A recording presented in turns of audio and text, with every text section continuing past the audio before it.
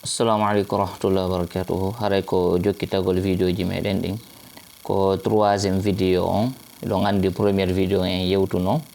o holluɗen wonde jonnuɗen tun détail ji seeɗa ko honno jande nde woni yarde. Mi waɗi deuxiéme vidéo goo mi holli hare application ko honno o téléchargement ko honno waɗirte ha o heɓo ka téléphone mon. Joni haɗa troisiéme vidéo ko honno joni waɗirton configuration on. Haɗa toujours mi arta kam yewtuno ɗon wona yo jiɓo wona ko satti fi hay e seeɗa. Bani adama koko jogiti ka hoore makko satti wo sattata. Naam, neɗɗo si o wi hunde no satti himo mari gonga, si o wi nde satta kadi himo mari gonga. Ko waɗi noon noni depen makko, ça dépend de lui, yani ko kanko murandum koye makko fawi wona e goɗɗo go. Wona ko satti hay e seeɗa. Mi wiya nan haray woda ko hoyi ha hewtiti ɗum ɗo hakke tawde no hoyi ha feƴƴiti. Naam, joni en configure honno en installe application on, en fuɗɗike configuration ji ɗin kono en lannintinake ha ka hewtunoɗen ɗon ka vidéo deuxiéme vidéo on ɗo ko troisiéme vidéo on ko ha honto hewtuno ɗen har en lanni wadde configuration basique on English ɓena basic en naati ka nder application joni haray ko honno wonɗen e waɗirde. Si en hewti ɗo miɗo jogiti min téléphone an on ko on ɗon téléphone wonɗen e jangirde. Mi ƴetta ordinateur on mi waɗa mo wasi tawi jangowo on ko on ordinateur ɗon jogiti. Mi waɗa ko onon jangayɓe ɓen ko ordinateur an ɗo wonɗon e gollitirde. Naam, joni mi activa ɗo caméra an on fi hollugol ordinateur an on. Hinomo oyi ok, en hewtino ɗo hari waɗa ga seeɗa fi en hew moƴƴa. Haren hewtino ɗo ka téléphone. Andi téléphone e ɗum ɗo hare no seedi seeɗa kono no sendidir noon fayda seeɗa ko disposition ji tun seedi seeɗa ɓay ɗum ɗo haray ko écran ordinateur ɗum ɗa ko écran téléphone. Écran ji ɗin fotata ko disposition ji ɗin seedi kono icône woy koye ɗo koye dessin woy ko hiyoton yeeso mon ɗo koye nayoyi karo woye nayoyi ɗo koye seeɗa foppu ko gotum. Joni si tawi ko ka ordinateur wonɗon, si tawi ko ka téléphone wonɗon ko sim ko même chose. Joni on hewtiɗo ko ha ɗo hattuno ɗen. Naam, hiɗo marɗo piiji nayi. Ara noon ko orange on kon ɓe waɗi nouvelle réunion. Deuxiéme jon ɓe waɗi rejoindre. Troisiéme jon ɓe waɗi programmer. Quatriéme jon ɓe waɗi partager l'écran. Ko hombo intéressé enen ko deuxiéme jon. Ko hombo intéressé ono wonɓe jangude ɓen faalaɓe tawede darson en ligne har ko live, yani direct hara interaction no wodi so tawi hiɗon faala landaɗo landoto. Ɗum noon ko deuxiéme jon ƴetteten. Naam, si on faami vidéo mum sifino nani deuxiéme on kon plus no hakkude nder ɗon signe plus no hakkude nder makko no windi rejoindre ɗo no laaɓi poste. Ok, suppose on hiɗon jogitino ko ordinateur ma ka téléphone mo joni ino talibajo on wonɗo jangude on. So tawi ko ordinateur o jogiti o adda jungo ngon ɗo nandirɗon noon o ñoƴƴa souris makko. Si tawi o waye wona ordinateur ko téléphone kollum kon tun o ñoƴƴata. Naam, ɗo no mi ñoƴƴi. Ko ñoƴƴude noon ko honnum firi ko tawtugol wonɓe déjà e jangude ma wonɗo jannude mo jannude ni haray ko yawgol tawta on ɗon darsa. Joni yawgol tawta on ɗon darsa on tigi araɗa toon ɗum ñoƴƴa o yanay darso an on min ko an noon darsuji himɓe ɓen hara no ɗuuɗi. On faami ko mamin on sa mi jonna on ko code hon ɗum waɗoton fi hawrindirgol e min ko moni jannude kon. Sima ɗum on waɗata ɗo goɗɗum golla. Kala ko waɗɗon ɗo gollata on wawata miijitade ha hawrondiron e code on duwaɗo waɗede on ɗo. On wawata hawrondirde makko fes. Ko waɗi noon ko systéme on joni on code on automatiquement ko code mo tawata gasa on ƴetta e kayde window mo nokkugo ma o waye kono si on waɗi mo nde wotere on hatton jina on wattatamo hande kadi. Ɗo ko identifiant kono identifiant no so wi inde an nden indande on ko ɗon o changata so on waɗi mo nde wotere hande kar on nidinaki on besonnaki waɗugol mo kono kodon noon fi ko wiyete wona password maɗum mot de passe ɗum noon toujours on waɗay kono ɗum ɗo mi choisisi hoyɗo on wawi mo hunjade ko 1 2 3 4 5 go ɗiɗi tati nayyi joyi ko mot de passe on non ɗum ɗon kala ID on so waɗi mo ɗon nde wotere won inde an nden wona inde tigi tigi ko numéro ɓe waɗi waña inde so waɗi ɗum ɗon on besonnaki hande ka wattugol ko nde wotere on ara tun ñoƴƴon ɗon ɓe yaltinana ɗon on hiyaynan joni simi ñoƴƴi ɗon on hiyay mi besonnaki waɗugol mo ok on hewti ɗo waɗani joni o yi flèche ngu kon sera ɗo o yi flèche ngu ma o en gasa se ñoƴƴa ka flèche ton way wala ko yal ñoƴƴin ka flèche ɗo oyi ko ɓe yaltini kon ɓundu dina hino ID yan on oyi kon ɗo wiyete sono kala ko ma waɗugol so windi mo nokkugo haray no hawri gasa ñande go besono tomo haro gasa on désinstalle oɗo logiciel par ce que si on désinstalle mo zoom on wattitimo kadi o wawatagol o haray ko ma watton ko don kadi par ce que ɗum ɗo no wawi o journal d' appel si goɗɗo noddi téléphone andi numéro on luttay ton sa ari noddutugol aray tun ñoƴƴa tun hiya numéro ji ɗi wonɗi ɗo fof hiyay ɗon say kono andi sa réinitialise téléphone on a waɗi mo reset on say sa ari ɗo a ñoƴƴa heta hunde par ce que ɓeyna téléphone ko heeso joni ɗum ɗo ara ñoƴƴa ɗo kono noon ɗo arande lawol ngol koye windum arande lawol ngol mi filito koye winde hinomo ɗo ka won ɗo maɗum ñoƴƴa hoore makko o yo windike doga kisan automatiquement do onon haɗa ko windumo 379 4 3 1 1 2 8 2 voilà après ara ñoƴƴa ɗo rejoindre ka téléphone kar ko noon joni noon ɗo ñoƴƴude ɗon komi holluno ko wonde haray vidéo ji ɗin koyon désactive ko waɗi noon haray worɓe ɓe no tawa sonnaɓe ɓen kadi no tawa ko darsu goto jannowo on ko goto naam on aray tum waɗon ɗo ni arrêté ma vidéo o yi ɗo vidéo ma on ƴettata on say o yi arrêté ma vidéo on sa ƴettata connectoto hara caméra téléphone ma activaki naam hara ko onon tun hiyata wonɓe janngude ɓen mi faala wiwde naam ok so o deuxiéme jo ɗo wawi mo désactive de kadi oɗo ko fi onon si on wowli hara min mi nanata ga min mi nanata ga so désactive mo normalement ɗum duwa mo désactive de par ce que nayo taw gasa bobo ɓen wulla e ton ma piiji go yana e ton ɗon heeɓi wona woɓɓe ma goɗɗum go e voix yalto on ton yaltana min ga sonja jamaji ɗin ga seeɗa gasa hara on anda ɗum no activé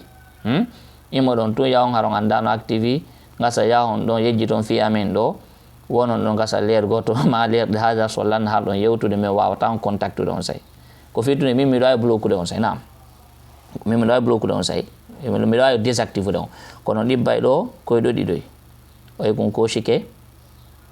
ɗo vidéo mon on o gollata so woli kadi gollata aro sen besoin ni ko wona so tawi ko wona jannugol ni har ko langue arabe an langue arabe haray on tine besoin ni waɗugo interaction fota ɗum noon haray ko ma ni on premier jon non activé jon ɗo ɗi fof ɗi on désactivé o noyli fi ha feƴƴiri so tawi kadi ko téléphone ko argol tun ñoƴƴa ka casum ɗon wona ko satti hay seeɗa oyi ok joni désactivé aɗa ñoƴƴen joindre andi rejoindre andi en waɗi ga ID en komi wi ko wonde ko inde ɗo wawi windude ɗum o e kaydi ma goɗɗum go marron ma windon e téléphone waɗon wona ID ko english français ko identité wiyete identité kono normalement hay francophone ɓe ɓen kadi ka wona sa waɗi piiji ko ID tun ɓe gollirta yani anglais o domini gonɗum sengo ok joni rejoindre ñoƴƴa ɗo voilà joni ɓe lanike mot de passe on mi wi wonde mot de passe on ko goo ɗiɗi tati nayyi joyi ok so mi ɗibba ɗo tinna goo ɗiɗi tati nayyi joyi oyi mi waɗimo rejoindre une réunion ko firi tawte réunion yani tawte darson ok joni onon si o ñoƴƴi ɗo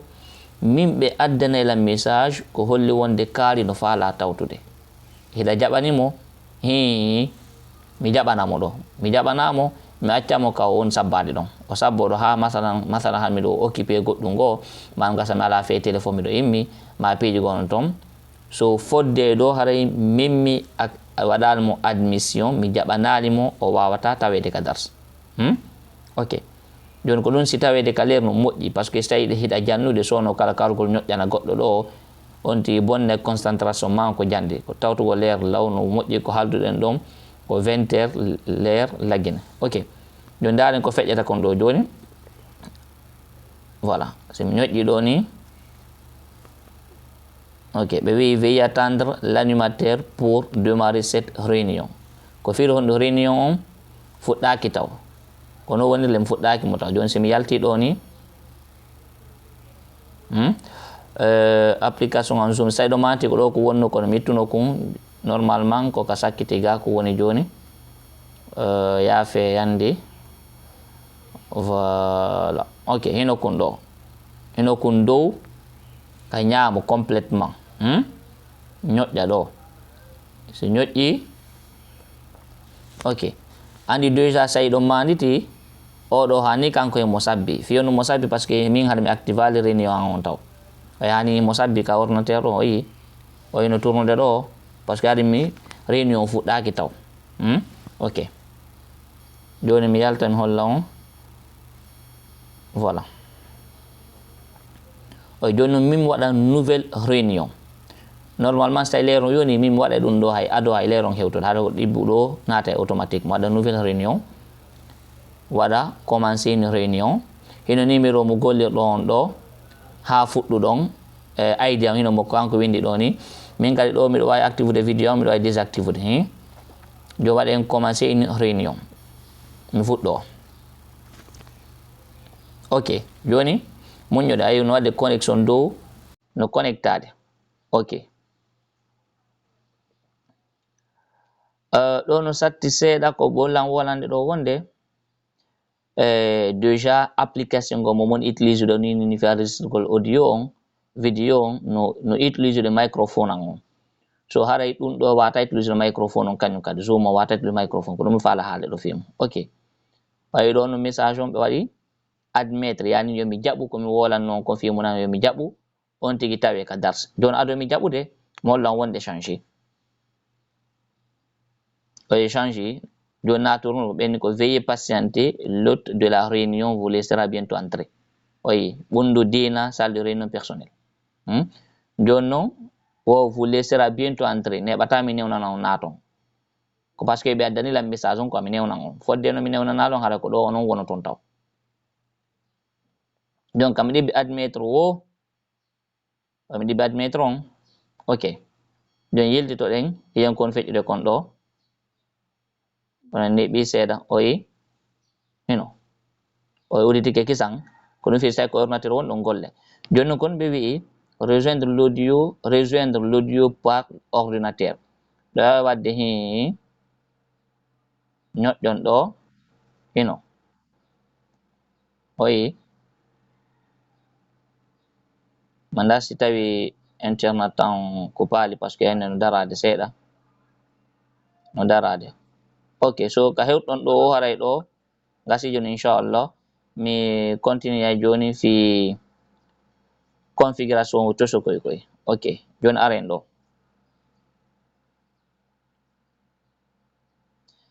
hinori noon kono wadde ɗon ok so joni noon ko honno jogitiɗo téléphone kala ko sifa ɗum ɗo jogiti no wodi ko wiyete so daari ley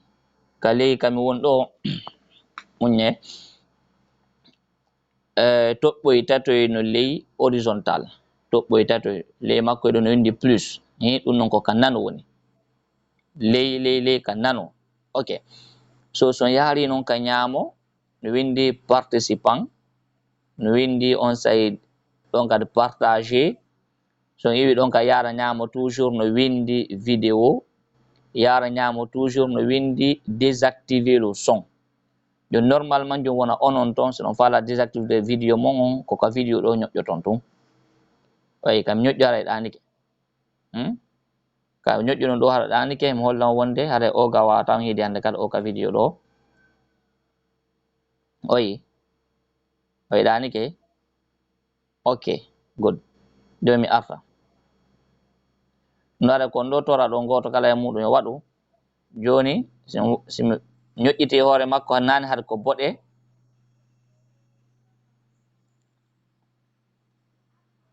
mi tiboɗe on oyi no gollude ok joni oyano wonde ko ñaama makko ɗum ko fi son on ni son on hino activé kono mi sikki tun ko ordinateur haɗa kañum no désactivé no fop no activé oyi ñoƴƴa ɗo oyi copie son on activé ke so normalement oɗo on activay mo fiyon nanu ko mun wolde kon si ma ɗum nanta ko mun wolde kon woni très important no woni muhimmun jiddan kongo micro on ɗo kan nano complètement kan nano nane plus on toɓɓoy koye tatoy ko kan ñaamo woni joni noon so ardi kan nano iko num sakkite kon kon desen on sakkite kon kon no windi désactiver le son ɗo koma ɗo nini no désactivé wonti boɗe sa ñoƴƴi wonay activé fiyon nanu komi wolata kon oɗo active oto anda si famike ok so aren plus ɗo haray ɗum ɗo ko fiyam min wonɗo wadde réunion wona configuration ji gomiɗo faala wadde ma peji gon ton wona onon noon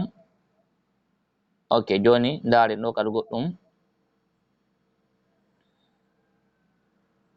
ok joni aren ɗo réseau on ɗo noon no ok voilà joni ndare ɗo masala oye ɗo ino wonɗo suivre darson ɗo ino ɓundu dina ɗo wonɗo jannude on so tawi miɗo faala masalan audio oɗo masala miɗo faala e deƴƴu oyi ko ni tumi ñoƴƴata ma miɗo faalamo désactivude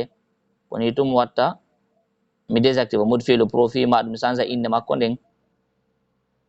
normal so tawi miɗo faalamo désactivude ko hella ɗo nokkugo ko mami daroya kono désactive ɗo ndiki na probléme ɗum ɗo miɗo andi na probléme inchallah hala sen hewti ɗo mi tañƴinto hara on faami piiji ɗin fo mi filito kadi so tawi no woodi piiji ɗi tawata on famali application wakkile ha o heɓo ɗo yo ñallal ngal hewtude ko waɗi noon sen ardi vitesse ɗo 20 heures yoni ɗen doga ɗo moƴƴa 20 heures l'air lagine on on ndi no hettina ɗo darson hewti o ara o cekka ɗo o darata o wawata gollitirde o perda e darson haray ɗum ɗon no satti haray no satti ko ɗum si waɗi kala ma heɓuɗo sonja seeɗa ni yo noddan o enara hiɓi o sonja ɗo mi expliquanamo step by step étape par étape ha o fama tigi tigi ko honno waɗirte yani ha tigi tigi min testa mi testa ɗo online directement tawa way nini no gollude ɗon haɗa simi naɓoyi lien on le 6 juillet o ñoƴƴay ɗon tum lien on configuration har no configure automatiquement haro be so nacca e mot de passe ɗum ko mot de passe on gollitira e tum gasa sayeji ko ara mi ɗon kana ɓuuri lien naam so haray somi hewti ɗo mi anda ko ɗum tan ok vidéo ji ɗin kadi iɗi juuti pandi honno whatsapp ɓe alala newnande fe naɓugol ɗi tum ɓene hiɗi juuti pandi par ce que résolution majjum no tiiɗi e kadi honno mintaji no juuti seeɗa so kon mon wadde mi ƴettayɗi bi idnillahi jalla wa ala mi naɓaɗi ka youtube ɗon o hewti ka youtube to inchallah o waway darde vidéo o wawa wadde pause masalan si on famal goɗɗum naam ko yewdir ɗum noon kadi koye vidéo to koye ɗo ɓaymi daari koye ka youtube ko ɗum mi tawi si goɗɗo janɗinali écran ka youtube o yiyata piiji go toon piiji gono toon laaɓuɗo yiyata ko waɗi noon résolution no tiiɗi joni youtube noon joni on tigi résolution faible so oton kayidi binkoye koye moƴƴa haray koyo janɗin écran ma kon ka youtube fi o wawa yiide ko laaɓi boyi étape ji ɗi fof majji hara hunde wawano mo échappade naam haray ko ɓeytete ɗon kadi no gasa mi confirmal taw so daari kon application ɗo kon sakkiti kon ka téléphone an mimmina kon ɗo smash ok golle makko ko honɗum so tawi masalan wonɓe ɓen suivre darsuji ɗin ka honno wiyete ka whatsapp maɗum o oye par ce que no gasa ka whatsapp ɗi yahata toon par ce que hiɗi teddi so arani ka whatsapp har na sowno kala yawgol youtube kala hatton jimɓe ɓen ɓe waylan humpitude ɓe sifanoɓe application ɗo ko honno gollitirte mi waɗa e vidéo spécialement on safi mum kono ni mala ƴette waɗugo vidéo par ce que mandasi jamanu hatton jin kono mi sikki min siko min ka place mum ko ɗum mi waɗata application ko honɗum ƴetta e vidéo ji wona kala darto janggaɗo mi naɓamo o serveur ɗo serveur o héberge o ton yani courant darton o héberge o ton yani haron wawa mo heɓude accès makko joni no mi jonna on lien on ñoƴƴon lien on tum yahon direct ka vidéo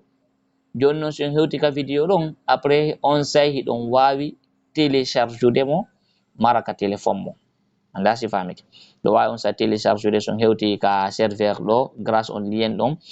ñoƴƴon mo tum ɓe naɓana ɗo tan vidéo ɓenna son télécharge ka on heɗoto tum wiyoɓe on télécharge siko heɗagol tum fa ɗum o jaay ka youtube heɗo ɗum kon sayi ko télécharge gongol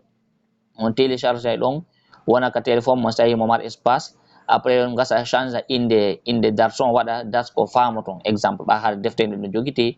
ɗon falon change inde ne waɗa on darsu 1 ma darsu 2 ma darsu 1 partie 1 partie 2 sifa ɗin ɗon piiji c'est que renoma change inde ne ha tawata ɗon no hawrani on ɗon on wawai famude oyi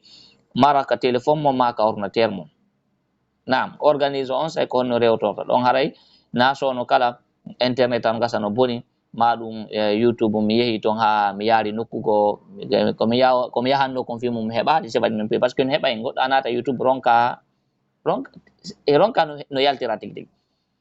nata ya kon vidéo ɗo ina daari ko vidéo ɗo accimi dara kon ɗo tinna nata dara kunno inna artay yara non ka kono yarata ha bonna ɗon 40 minutes neɓata tawa waɗi ɗo lerɗiɗa andaɗi kefitugol so ay yer hatton yimɓe ɓe ɗon humpitoon waɗa vidéo fi mum haɗon enregistre ay darson ka nder téléphone ji moɗon ma ka ordinateur waɗa renuma classe ha moƴƴa haɗon wawa rewtade on wawa janggude on wawa famude kono ko mawa ɗon programme ko mawa ɗum nizam ko honno jangguirton mi waɗa vidéo no gasa janggo ma faɓɓi janggo nomi daroy tan an o wo mi sifano on inchallahu yallah newnu ko honno gérirton tammo on ko honno wawi ton gérde tammo e nder ñallal ngal haron bonnal tammo on ara tigui tigui ñallal ngal feƴƴali hawre wigol no haara miɗo nawni ma miɗo ronki miɗo muusa miɗo mi anda honɗum ɗum ɗon haɗa on heɗago darsuji ɗi nam inchallah haray kala ko faminaki komi wi kon noddelam mi sifa non ha laaɓa post ko hono waɗirte bidna jalla wa ala assalamu aleykum wa rahmatullah wa barakatuh